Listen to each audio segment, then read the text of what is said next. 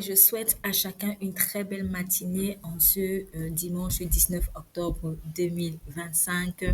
Les bontés de l'Éternel se sont encore renouvelées pour toi ce matin puisque tu as le souffle de vie. Tu peux me regarder, tu vois, tu as le souffle de vie. Il y en a qui sont passés de l'autre côté. Voilà, et pour certains, gloire à Dieu, ils sont allés au ciel. Pour d'autres, malheureusement, ils sont dans la mort éternelle.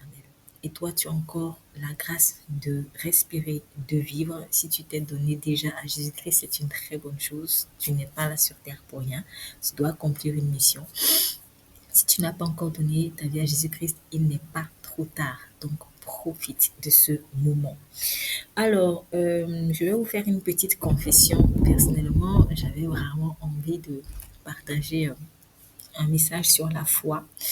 Euh, la foi vraiment pour nous encourager à avoir une foi beaucoup plus ferme, beaucoup plus solide, parce que Dieu m'a accordé la grâce vraiment de voir quelque chose qui m'a beaucoup aidé, dans ma relation avec lui et j'aimerais vraiment partager ça. Peut-être je le ferai probablement un jour si Dieu le veut. Mais vraiment, depuis ce matin, j'ai une forte pression. J'ai une forte pression vraiment pour délivrer plutôt un autre message qui n'est pas bien sûr différent totalement. C'est dans la même famille, mais c'est voilà, c'est un tout petit peu différent. Donc, j'ai vraiment l'impression que Dieu veut parler à quelqu'un aujourd'hui. S'il te plaît, accepte l'importance d'être enseigné. Accepte l'importance d'être enseigné. C'est important de se faire enseigner dans les voies de Dieu. Voilà. Euh, je vais lire dans le livre de Néhémie, chapitre 8. Il est écrit à partir du premier verset. Alors tout le peuple s'assembla comme un seul homme sur la place qui est devant la porte des eaux. Ils dirent à Esdras le scribe d'apporter le livre de la loi de Moïse, prescrite par l'Éternel à Israël. Et le sacrificateur Esdras apporta la loi devant l'assemblée, composée d'hommes et de femmes et de tous ceux qui étaient capables de l'entendre. C'était le premier jour du 7e mois. Esdras lut dans le livre depuis le matin jusqu'au milieu du jour, sur la place qui est devant la porte des eaux, en présence des hommes et des femmes et de ceux qui étaient capables de l'entendre. Tout le peuple fut attentif à la lecture de la loi. Esdras, le scribe, était placé sur une estrade de bois dressée à cette occasion. Auprès de lui, à sa droite, se tenaient Matithia, Shema, Anaja, Uri, Ilkija et Masija, et à sa gauche, Pedaja, Mishaël, Malkija, Ashum, Ashbadana, Zacharie et Meshulam. Esdras ouvrit le livre à la vue de tout le peuple, car il était élevé au-dessus de tout le peuple. Et lorsqu'il l'eut ouvert, tout le peuple se tint en place. Esdras bénit l'Éternel, le grand Dieu, et tout le peuple répondit en levant les mains, Amen, Amen. Et ils s'inclinèrent et se prosternèrent devant l'Éternel, le visage contre terre. Josué bannit Chérébia, Jamin, Akoub, Shabbethai, Odija, Masséja, Kelita, Azaria, Josabad, Anan, Pélaja et les Lévites expliquaient la loi au peuple et chacun restait à sa place. Ils lisaient distinctement dans le livre de la loi de Dieu et ils en donnaient le sens pour faire comprendre ce qu'ils avaient lu. Amen. Donc le contexte ici, c'est la restauration du temple de Jérusalem, enfin de la ville de Jérusalem même, hein, qui avait été ravagée parce que les Israélites ayant été envoyés en captivité à cause de leur rébellion, de leur désobéissance, Dieu a permis que les ennemis donc viennent ravager la ville, donc elle était incendiée, c'était vraiment devenu des ruines en fait. Et le Seigneur donc a levé des personnes, dont Néhémie, Esdras également, pour vraiment rétablir la ville de Jérusalem. Et dans le contexte du rétablissement, de la restauration de cette ville, nous avons donc la lecture solennelle de la loi. Mais en fait, ce n'est pas une simple lecture. Il y a la lecture solennelle de la loi accompagnée de l'explication de la loi. Euh, il y a quelque temps, Dieu m'a vraiment mis à cœur de poster des lectures de la Bible, vraiment pour encourager les gens à lire les Écritures. Certains, ils n'aiment pas lire les Écritures, d'autres, ils ne lisent que ce qui les intéresse. Voilà, tiens, j'aime cette partie de la Bible et celle-là, non, c'est pas pour moi, c'est trop dur. Mais en fait, on doit vraiment aimer la parole de A à Z, c'est très important.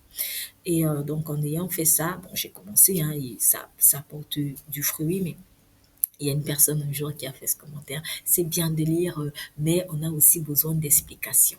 Bon, c'est vrai. On a aussi besoin d'explications. Il y a une personne, c'était un dignitaire d'Éthiopie, donc on est en Afrique. En parenthèse, pour ceux qui pensent que Jésus, c'est pas le Dieu des Africains. Voilà, le Seigneur a voulu sauver toutes les nations, y compris la nation africaine. En parenthèse. Il y a donc un eunuque éthiopien, donc c'était un noble en fait de la nation éthiopienne. Il servait la reine éthiopienne et il est venu adorer à Jérusalem. Et pendant qu'il était donc en train de lire la loi, donc la Torah, on nous dit ceci. Nous sommes dans Acte chapitre 8, verset 31. Donc, je vais lire ceci. Un ange du Seigneur, à partir du verset 26, un ange du Seigneur s'adressa à Philippe en disant, lève-toi et va en direction du sud sur le chemin qui descend de Jérusalem à Gaza, celui qui est désert. Il se leva et partit. Or, un eunuque éthiopien, haut fonctionnaire de Candace, la reine d'Éthiopie, et administrateur de tous ses trésors, était venu à Jérusalem pour adorer. Il repartait, assis sur son char, et lisait le prophète Ésaïe. L'Esprit dit à Philippe, avance et approche-toi de ce char. Philippe accourut et entendit l'Éthiopien lire le prophète Ésaïe. Il lui dit, comprends-tu ce que tu lis? Comprends-tu ce que tu lis? L'homme répondit, comment le pourrais-je si personne ne me l'explique? Et invita Philippe à monter, à s'asseoir avec lui. Le passage de l'écriture qu'il lisait était celui-ci. Il a été conduit comme une brebis à l'abattoir et pareil à un agneau muet devant celui qui le tend, il n'ouvre pas la bouche. Dans son humiliation, la justice lui a été refusée. Et sa génération, qui en parlera? En effet, sa vie a été supprimée de la terre. L'eunuque dit à Philippe, je t'en prie, à propos de qui le prophète dit cela? Est-ce à propos de lui-même ou de quelqu'un d'autre? Alors Philippe prit la parole et, en partant de ce texte de l'Écriture, il lui annonça la bonne nouvelle de Jésus. Comme ils continuaient leur chemin, ils arrivèrent à un point d'eau. L'eunuque dit, voici de l'eau. Qu'est-ce qui empêche que je sois baptisé? Philippe dit, si tu crois de tout ton cœur, cela est possible.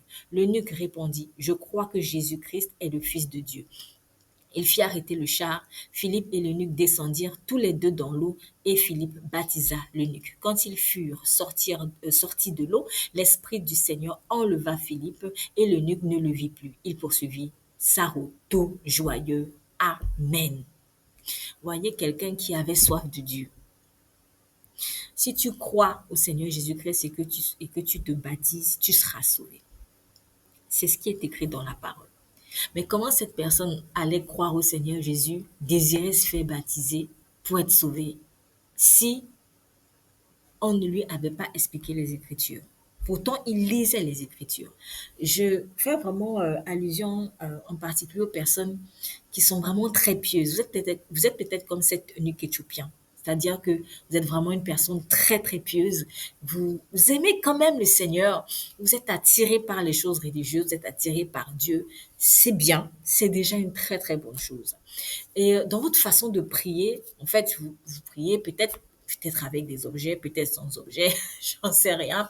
À vrai dire, vous n'avez vraiment pas besoin d'autres artifices. Vous n'avez besoin de rien d'autre que Jésus. D'ailleurs, même absolument avoir besoin d'un objet pour prier Dieu, se rapprocher de Dieu, on est en train vraiment déjà de toucher à l'idolâtrie. Bon, ce n'est pas le sujet aujourd'hui, mais je donne vraiment un message précis pour quelqu'un. Tu es une personne pieuse et tu veux te rapprocher de Dieu et tu pries à ta manière. Je ne suis pas là pour la juger, mais tu pries à ta manière.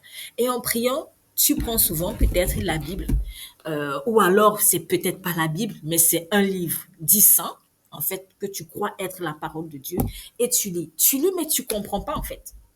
Tu lis, mais tu comprends pas, et tu crois que il suffit juste prier un peu et lire, même si tu comprends pas, ben, comme un automate, et puis tu fermes ce livre et tu te dis, ça y est, j'ai accompli ma mission, j'ai accompli mon œuvre religieuse d'aujourd'hui et c'est bon. Mon cher ami, ma chère amie, ce n'est pas ça. Ça ne se passe pas comme ça. Dieu ne veut pas, Dieu n'est pas un Dieu d'insensé. Insensé, c'est quoi? Vraiment, ne prends pas ça mal, s'il te plaît. Mais en fait, insensé, c'est à la base qui fait des choses qui n'ont pas de sens. Donc, comment tu peux suivre quelqu'un quand tu ne comprends même pas le sens des choses qu'il te dit? Tu vois, ça, c'est pas possible. Tu peux pas t'engager, je sais pas moi, dans une amitié, dans une alliance quelconque, comme un mariage, par exemple, sans comprendre où tu vas. Tu dois comprendre un minimum de choses. Avec qui je m'engage? Pourquoi je m'engage? Voilà, et c'est quoi le but, en fait, de cette relation? On va où? Voilà, on va où? On va où? Euh, je ne dis pas qu'avec Dieu, tu dois absolument tout comprendre. Mais en fait, il y a quand même un minimum de choses, c'est-à-dire, tu dois savoir à peu près dans quoi tu t'engages. Tu dois savoir à peu près dans quoi tu t'engages. Tu dois comprendre ce que Dieu attend de toi. Et pour comprendre ce que Dieu attend de toi, c'est là où tu as besoin de te faire enseigner. Tu as besoin d'être enseigné. Il faut vraiment que tu sois un par rapport à cela. S'il te plaît, vraiment, je sens même une supplication. Vraiment, je supplie quelqu'un au nom de Jésus-Christ. Mon frère, ma soeur, s'il te plaît, laisse-toi enseigner. Ne sois plus orgueilleux. Ne sois plus orgueilleuse. Laisse l'Esprit de Dieu t'enseigner. Laisse l'Esprit de Dieu te guider. Et l'Esprit de Dieu veut utiliser quelqu'un. L'Esprit de Dieu veut utiliser une personne pour t'enseigner. Parce que peut-être que tu es dans, comme certaines personnes qui vont se dire, de toute façon, j'ai le Saint-Esprit, il m'enseigne et tout. Mais en fait, tu comprends pas, pardon, mais que dalle. Tu comprends pas grand-chose. Et du coup, c'est ça qui fait que tu es constamment à côté de la plaque. Tu es constamment à côté de la plaque. Dieu veut envoyer quelqu'un pour t'enseigner, pour t'expliquer en fait. Pour t'expliquer. Est-ce que le Saint-Esprit n'était pas déjà descendu au moment où Philippe est allé voir l'eunuque éthiopien? Nous sommes dans la nouvelle alliance. Mieux, nous sommes dans Actes des apôtres et la Pentecôte avait déjà lieu. L'Esprit de Dieu était déjà descendu. Mais il fallait quand même un homme par qui l'Esprit allait parler pour pouvoir ouvrir les yeux de l'eunuque éthiopien. Sinon, qu'est-ce qui allait se passer? Il allait faire le voyage d'Éthiopie jusqu'en Israël. C'est déjà bien, mais il va adorer là-bas. Il prend même la Torah, la loi. Il lit, mais il ne comprend pas. S'il ne comprenait pas, comment allait-il désirer se donner à Jésus-Christ? Tu vois, tu peux faire des pèlerinages, quitter ton pays, aller, je sais pas moi, tourner autour de je sais pas quoi, bref, aller dans cet endroit religieux très très loin. Tu vas prendre peut-être ton chapelet, tu vas prendre la Bible, tu vas prendre, je sais pas aussi c'est pas la Bible autre chose. En fait, tu vas faire plein de choses. Mais si quelqu'un envoyé par l'Esprit de Dieu d'abord, parce que Philippe s'est pas levé comme ça pour dire, bon, allez, maintenant, moi, je vais me lever pour enseigner les gens, parce que c'est vrai, il y a plein de personnes qui font ça. Elles se lèvent, elles sont même pas envoyées de Dieu, mais elles veulent juste prouver que je peux aussi enseigner. C'est pas ça. Donc, il faut vraiment que l'Esprit de Dieu, en fait, que tu acceptes l'Esprit de Dieu t'enseigner pas à quelqu'un qu'il a envoyé, qu'il a mandaté, qu'il a oint et qui a l'esprit éclairé. C'est très important. Vous voyez dans Néhémie chapitre 8 que j'ai lu au tout début, on parle d'Esdras le scribe. Esdras le scribe. En fait, les scribes, c'est quoi? En fait, c'était des personnes qui étaient versées dans les Écritures. Elles étaient versées dans les Écritures. On peut les appeler aussi des docteurs en fait. Bah, le docteur, justement, le Seigneur a établi des apôtres, des prophètes, en autres. Des docteurs pour faire quoi? Pour enseigner. Le docteur, c'est l'enseignement. Pourquoi est-ce que Dieu a établi le ministère de l'enseignement dans son corps? Parce qu'il faille que son corps soit édifié. Si tu n'es pas enseigné dans les voies de Dieu, il y a plein de choses que tu ne vas pas comprendre. Tu vas lire comme un automate. Beaucoup de personnes prient beaucoup. Beaucoup de personnes prient beaucoup. Elles prient énormément. Mais en fait, les prières ne sont pas efficaces. Pourquoi? Parce qu'elles ne sont pas basées, en fait, sur la parole. Une parole qu'elles ne comprennent pas. Soit qu'elles ne lisent pas. Bon. Et si elles lisent cette parole, elles ne comprennent pas cette parole. Ou elles la comprennent mal. Elles la comprennent mal. Pourquoi? Parce qu'elles refusent l'enseignement. Je t'en prie, laisse-toi enseigner par le Saint-Esprit de Dieu, comme lui-même il a décidé. C'est hyper important. Dans le livre de 2 rois au chapitre 12, verset 3, on nous parle d'un roi israélite qui s'appelle Joas. Il s'appelle Joas. Et on nous dit dans le verset 3, Joas fit ce qui est droit aux yeux de l'Éternel pendant tout le temps où il bénéficia de l'enseignement du prêtre Jéhojada. Joas fit ce qui est droit aux yeux de l'Éternel pendant tout le temps où il bénéficia de l'enseignement du prêtre Jéhojada. Bon, alors, en ayant lu cette parole, j'ai été, en fait, j'ai eu un sentiment mi-figue, mi-raisin. Mi-figue, mi-raisin, j'explique. D'un côté, j'étais un tout petit peu triste par rapport à Joas. Pourquoi? Parce que je me suis dit, en fait, quand on dit, il fit ce qui est droit aux yeux de l'Éternel, pendant tout le temps qu'il bénéficia de l'enseignement du prophète Jojas, c'est comme si la foi ou la fidélité, en fait, de Joas dépendait finalement d'un homme. Bon, comme le prêtre Jojada est là, l'enseignement est là, bon, je reste fidèle. Dès que Jojada n'est plus là, allez, ciao, bye bye, on quitte Dieu. Il y a beaucoup de personnes comme ça.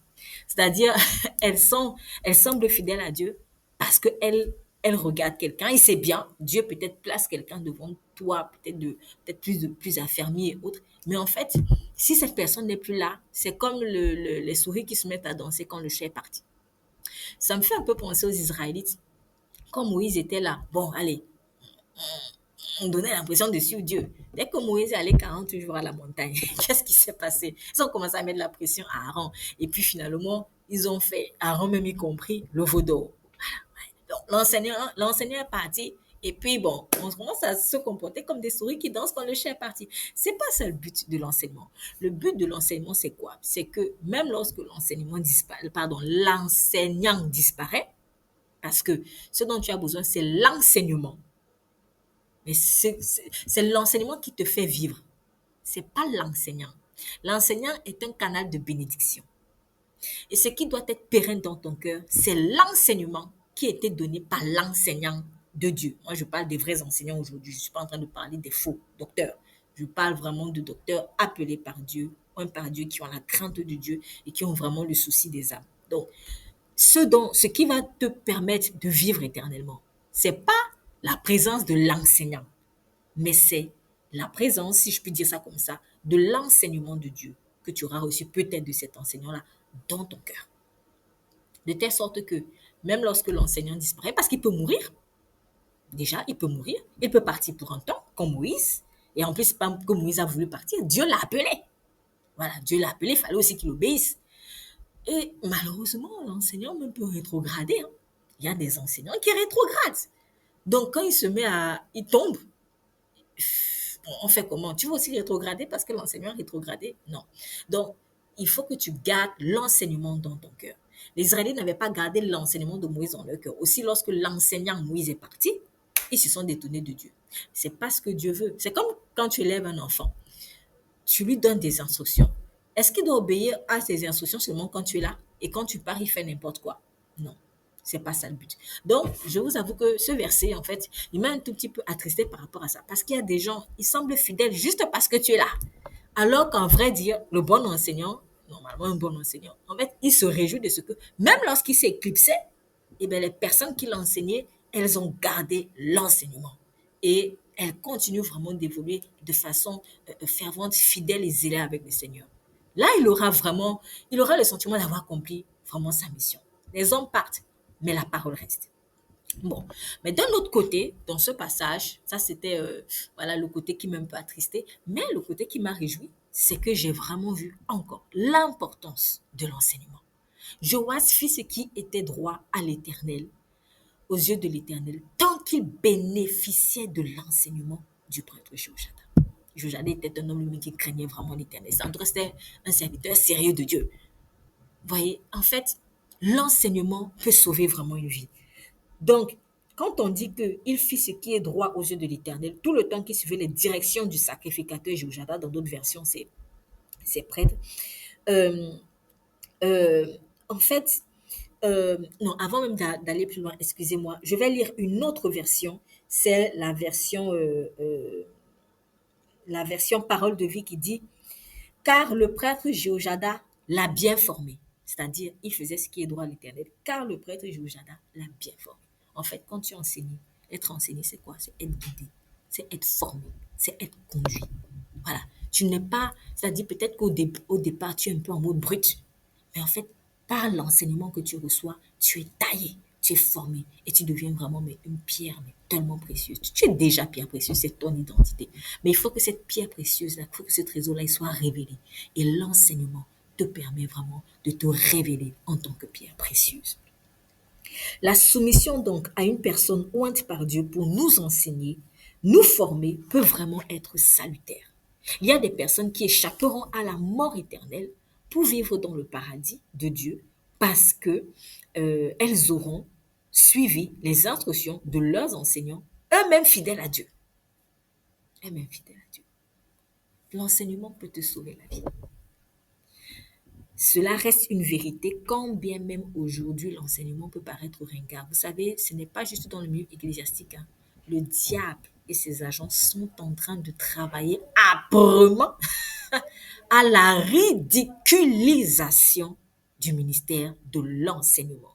Et je ne parle pas juste de l'enseignement des choses religieuses au sens strict du terme, mais je parle de l'enseignement en général. Les enseignants sont méprisés. Les enseignants, ils sont même plus en sécurité. N'importe quel élève un peu fou se lève et puis il prend le couteau, il le tue. Vous voyez, en fait, on a beaucoup de personnes même aujourd'hui ont peur de devenir enseignant, d'entrer dans la fonction publique pour être enseignant. Le ministère de l'enseignement est, j'ai envie de dire, quelque part en danger. Il est quelque part en danger, en fait. Le diable travaille âprement, en fait, à l'éteindre. Pourquoi croyez-vous qu'il cherche à éteindre? Pourquoi croyez-vous qu'il cherche à éteindre le ministère de l'enseignement? Pourquoi? Parce que sans enseignants, c'est comme si, en fait, on est en train d'éteindre une bonne partie de la lumière du monde. Et oui, sans enseignants, on est en train d'éteindre une bonne partie de la lumière du monde. Je suis contente en tout cas, moi pour ma part, d'avoir pu, parmi peut-être certains étudiants que j'ai pu accompagner, des personnes qui ont réussi et qui sont bien aujourd'hui. En fait, enseignants, enseignantes, on a besoin de vous. On a besoin de vous. Voilà, maintenant je veux parler peut-être à un enseignant qui est peut-être découragé, qui n'a plus envie, ou alors peut-être quelqu'un qui a envie d'entrer dans la fonction publique ou même si c'est pas dans la fonction publique, mais en tout cas tu as envie d'enseigner. C'est peut-être pas forcément des choses de Dieu, quoique j'aime pas trop dire ça parce qu'à vrai dire pour moi Dieu est partout. Dieu est dans les mathématiques, Dieu est dans la psychologie, Dieu est dans les sciences sociales, Dieu est dans tout ce que tu veux, Dieu est dans le droit. Dieu est dans la géographie, Dieu est dans l'histoire, Dieu est dans toute science, dans l'aéronautique. Et Dieu a besoin de toi en tant qu'enseignant. Je sens vraiment la douleur du Saint-Esprit en moi, qui est en train, mais limite, de supplier quelqu'un, en train de dire à quelqu'un, mon enfant, je t'en prie, entre dans le ministère de l'enseignement, accepte d'enseigner mon peuple, accepte d'enseigner mon peuple. L'ennemi de nos âmes est en train vraiment de faire tout pour que tu sois dégoûté de l'enseignement. Tu as peur pour ta sécurité, peut-être que tu as peur pour ta sécurité. Et du coup, tu te dis, je vais chercher un travail un peu plus sécurisant. Mais sache que ta sécurité, c'est Jésus-Christ. Ta sécurité, c'est Jésus-Christ. Si tu es couvert par le sang de Jésus-Christ et que tu réponds à l'appel de Dieu, tu seras protégé. Mais ces étudiants, ces élèves, ces enfants, ces jeunes, peut-être ces adultes même, je ne sais pas dans quel type d'enseignement en fait Dieu t'appelle, mais ces personnes ont besoin de toi. Je t'en prie, lève-toi, ne fuis pas. Et toi qui te dis que bon, c'est bon, moi je connais déjà un peu, de toute façon, je prophétise souvent, j'ai souvent des songes, j'ai souvent des visions, j'ai souvent des ceci. Non, en fait, tu n'es pas prêt. Ça, c'est un message pour une autre personne. Tu n'es pas prêt, mon ami. Laisse-toi enseigner encore. Tu as besoin d'être affirmé. Tes racines ne sont pas fortes. Tes racines ne sont pas fermes. Pourquoi? Parce que tu as rejeté l'enseignement de Dieu ou tu as rejeté une partie de l'enseignement de Dieu. Mais on ne va pas en guerre avec une demi-épée. On ne va pas en guerre spirituelle avec une demi-épée. On ne va pas en guerre spirituelle avec une partie du casque ici et puis l'autre partie, elle est nue. Ça ne marche pas comme ça. On ne va pas en guerre avec une partie chaussée, le pied chaussé et l'autre le pied nu. Ça ne marche pas comme ça, mon ami. Ça ne marche pas comme ça, mon ami. Accepte de te laisser enseigner par Dieu. Accepte de se laisser enseigner par Dieu encore. C'est Dieu qui est le maître des temps et des circonstances. C'est lui qui déterminera à quel moment tu es prêt pour toi aussi enseigner. C'est très important. Euh, donc, je disais que même si l'enseignement peut devenir ringard aujourd'hui, il reste une réalité que beaucoup de personnes seront sauvées grâce au fait qu'ils ont obéi à l'enseignement d'une personne vraiment qui était appelée par Dieu, ointe par Dieu. Elles auront en tout cas obéi à l'enseignement de Dieu. Et d'autres personnes, malheureusement, ne seront pas sauvées juste parce qu'elles auront rejeté l'enseignement de Dieu. Et pourtant, elles auront peut-être fait comme l'eunuque éthiopien, c'est-à-dire quitter leur pays pour aller en pèlerinage dans un autre pays, lire, bon, le livre soi-disant saint, mais sans avoir compris, en fait. Sans avoir compris. Vous savez, il y a certaines personnes qui se rencontrent Jésus-Christ, même sans lire la Bible, elles lisent un livre, soi-disant de Dieu, qui est dit être le Dieu. Et le jour où elles décident de chercher à comprendre même ce livre-là, elles se rendent compte qu'il y a des choses qui clochent dans le livre. Quand elles ne cherchent pas à comprendre, elles répètent seulement comme ça. Ou en tout cas, moi, je ne cherche pas à comprendre, je répète seulement. Mais le jour où elles vont se dire, mais en fait, le livre même là, il faut que je comprenne le sens. Quand elles commencent à décortiquer, elles se rendent compte qu'il y a des choses qui clochent. Il faut que je trouve la vérité ailleurs. Vous voyez? Quand tu décides de comprendre le sens de ce que tu lis sans répéter juste comme un automate, ça peut te sauver la vie. Ça peut te sauver la vie. C'est pour cela qu'il faut aimer la vérité et il faut chercher la vérité. Et quand tu l'as trouvée, choisis d'y obéir. Parce que c'est une chose de chercher la vérité, mais c'est une autre chose que d'obéir maintenant à la vérité que tu as trouvée. Donc, par rapport à Joas, c'était le même témoignage que 2 Chroniques chapitre 26 au verset 5 donne à Osias. Il est écrit dans ce passage, il s'appliqua, en parlant du roi Osias, il s'appliqua à rechercher Dieu pendant la vie de Zacharie qui avait l'intelligence des visions de Dieu. Et dans le temps où il rechercha l'Éternel, Dieu le fit prospérer. Donc, on voit Joas qui bénéficiait des enseignements du sacrificateur Jéhoiada. Et pendant qu'il bénéficiait de ça, il fit droit vraiment il fit ce qui était droit aux yeux de l'Éternel. Bon, après, je sais que peu après, il a fait des bêtises, mais cette phrase-là veut dire beaucoup de choses. Jéhoiada a influencé la vie de Joas par l'enseignement qu'il lui a donner l'enseignement des voies de l'Éternel. Osias aussi, on dit au début, il s'est appliqué à rechercher Dieu pendant la vie de Zacharie qui avait l'intelligence des visions de Dieu. Ça veut dire que peut-être que Osias avait souvent des visions, mais Dieu avait mis à côté de lui quelqu'un qui avait un don, l'intelligence des visions, qui savait comprendre les visions. Il y en a qui vont souvent se dire, ah non, moi je veux pas, moi je veux comprendre les visions de moi-même et tout. C'est pas mauvais, mais ça peut aussi être orgueilleux. À chacun ses dons. À chacun ses dons. Moi, je sais pas, moi, je peux peut-être savoir danser, mais ne pas savoir chanter. Un tel peut savoir chanter, ne pas savoir danser, mais on a besoin de faire un projet artistique ensemble où il faut le chant et la danse. Ouais, voilà. Après, Dieu peut t'accorder la grâce à la fois de chanter et de danser, mais à chacun ses dons. Ne soyons pas orgueilleux, en fait. Si Dieu a placé dans ton entourage vraiment quelqu'un qui a l'intelligence des visions, c'est-à-dire quelqu'un qui est vraiment, qui est doué pour l'interprétation des songes, l'interprétation des visions, l'interprétation, bref, profite, mais profite, quoi. Profite et laisse-toi enseigner par le Saint-Esprit de cette manière. En tout cas, Osias en a bénéficié. Et puis après, à un moment donné, il s'est détourné. Quand il a commencé à sentir que, ah ouais, tiens, j'ai plus besoin de Dieu, j'ai plus besoin de Zacharie, j'ai plus besoin de... Eh bien, Osias a commencé à faire des bêtises. En tout cas, quand il a laissé l'orgueil s'emparer de lui, il a commencé à faire des bêtises. Les enseignants de Dieu sont donc de véritables lumières dans le monde, grâce à qui beaucoup de personnes, des rois y compris, apprennent à aimer Dieu. Je lis Daniel 12, verset 3.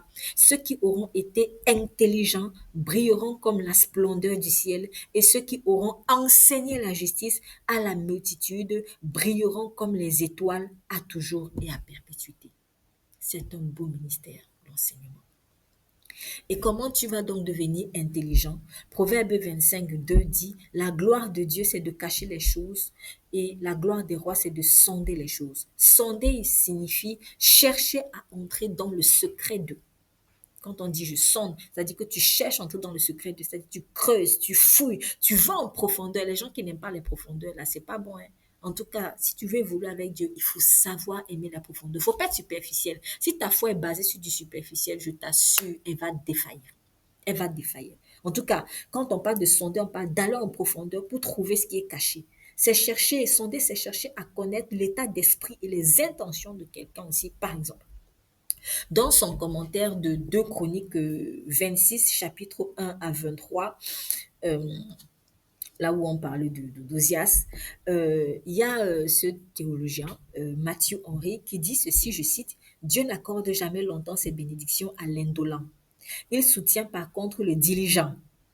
Il ne supporte pas que l'on cherche sa face en vain. Voilà. C'est-à-dire, l'indolent, bon, vous voyez ici l'indolent comme le paresseux. Avec Dieu, hein, tu ne fais jamais les choses pour rien. Quand tu cherches sérieusement à sonder, à comprendre, Dieu va t'ouvrir l'esprit. Je comprends mieux pourquoi, pour ma part, Proverbe 28, verset 5 dit, les hommes livrés au mal, et sachant que la paresse, l'indolence, c'est aussi le mal, voilà, commentaire personnel, la paresse, l'indolence, c'est le mal. Les hommes livrés au mal ne comprennent pas ce qui est juste. Mais ceux qui cherchent, donc ceux qui sondent, ceux qui fouillent, ceux qui creusent, ceux qui cherchent l'éternel comprennent tout.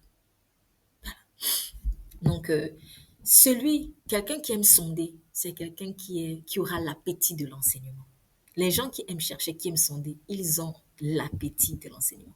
Mais les indolents, les paresseux, ils n'aiment pas. Ils n'aiment pas trop l'enseignement. Bizarrement, ils vont chercher souvent eux-mêmes à enseigner. Donc, il y en a qui vont même pas, quand ils sont appelés par Dieu, ils vont pas répondre à cet appel d'enseignant.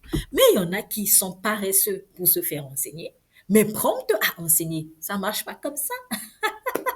Ça marche pas comme ça. Mais il faut vraiment être humble. Si tu veux enseigner, laisse-toi toi-même enseigner. Nous allons prier.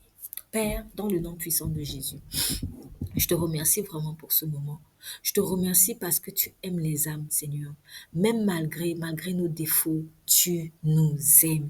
Et ce message, Seigneur, tu le donnes à une personne, vraiment pas pour qu'elle se sente condamnée, jugée, mais pour qu'elle réalise l'importance d'être enseignée. Seigneur, je prie pour quelqu'un qui est en train de prier énormément, qui fait plein d'œuvres religieuses, mais qui ne comprend même pas, Seigneur, ta parole, ou alors qui veut seulement une seule partie de ta parole, mais rejette une autre parce qu'elle n'en a pas compris le sens, parce qu'elle n'a pas compris que ton amour se trouve aussi dans cette autre partie de la parole qu'elle rejette. Papa, je te supplie vraiment, ouvre l'entendement de cette personne en disposant son cœur à se laisser éclairer par l'enseignement d'un Philippe, Seigneur, ou d'une Philippe que tu vas envoyer. Oui, Seigneur Saint-Esprit, tu nous enseignes déjà directement, mais tu choisis aussi des docteurs, des personnes, Seigneur, qui peut-être comme Zacharie ont l'intelligence des visions, l'intelligence des songes, Seigneur, pour pouvoir éclairer ton peuple. Alors merci, Seigneur, vraiment de pouvoir pour l'humilité dans la vie d'une personne qui écoute ce message. Au nom de Jésus-Christ, Amen. Vous êtes bénis.